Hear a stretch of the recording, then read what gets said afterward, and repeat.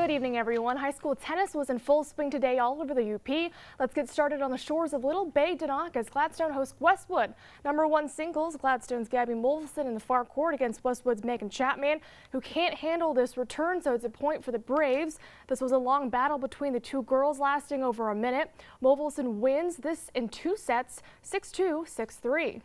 Now on to #2 singles. Westwood's Courtney Beauchamp is in the near court against Gladstone's Lauren Parrott. Parrott gets the point here and takes the first set 6-4. This was a great match. It went down to a third set super tiebreaker. Parrott won that for Gladstone 10-5, but on the team scoreboard it was the Patriots posting a 5-3 win over the Braves.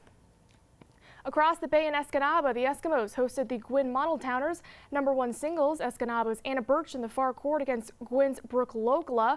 Birch gets the point here and wins the first set 6-2.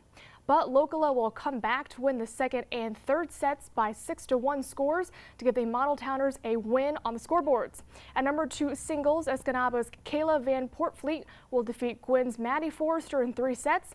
On the day, the Eskimos beat the Model Towners 7-1. Some more tennis scores. Ishpeming went to Munising and they won 8-0 as Nagani wins 7-1 over Marquette. In a crosstown rivalry, it was Kingsford coming out on top 7-1 over Iron Mountain.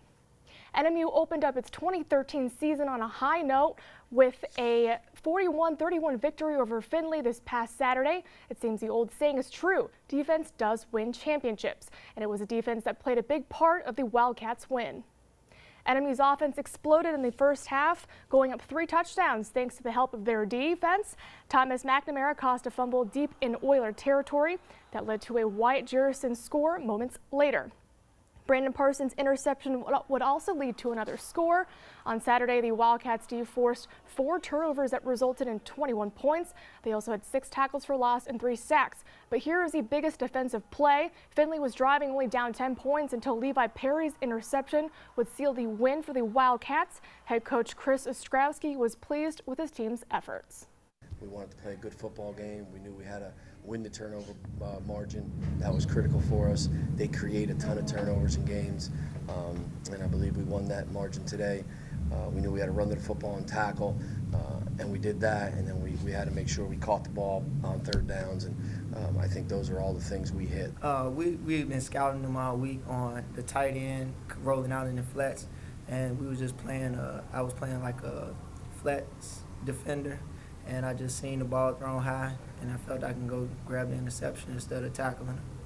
You know, we started making some changing calls because they changed up their whole offense. They're a running offense, and all of a sudden they started going no huddle and throwing the ball, dinking it and dumping it in all our different zones.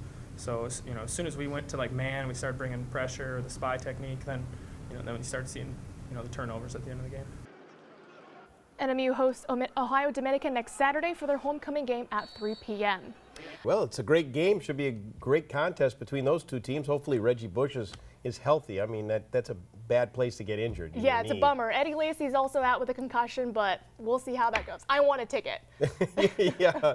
Well, Lacy, that should be what, Wednesday he'll learn while he's doing? Yes, the Packers will tell us on Wednesday what's going on with him. Well, we'll see what that. We like 2 healthy teams to make for a good contest.